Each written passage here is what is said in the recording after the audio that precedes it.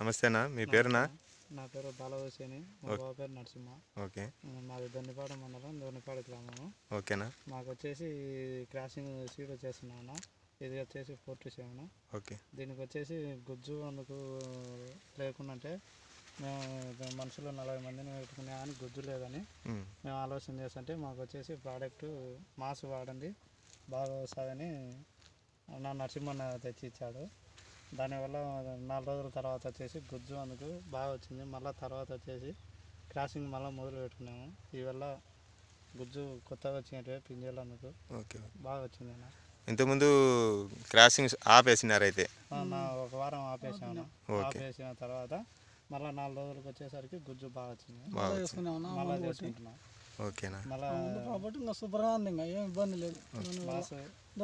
ప్రతి ఒక్కటి చిన్నది పుట్టిన కానీ 3 వచ్చాయన్న పిలకలు రాలే. ఇంతకుముందు మేము చేసినప్పుడు పింజలలో ఇవల్ల మళ్ళీ మొదలు పెట్టినాక నెట్ వేస్తున్నా.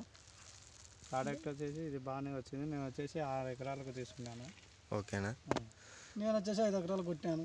ఓకేనా, థ్యాంక్ యూ. మొత్తం 11 ఎకరాలు నేను మొత్తం చూద్దామని కొట్టాం. మళ్ళీ 5 ఎకరాలకు బాగా వచ్చింటే మళ్ళీ 6 ఎకరాలకు తీసుకునే ఉన్నా. ఓకేనా, థ్యాంక్ యూ. మళ్ళీ ఇప్పుడు సెకండ్ కూడా కొడుతున్నాం. మళ్ళీ ఇప్పుడు కూడా కొడుతున్నాం. ఓకేనా.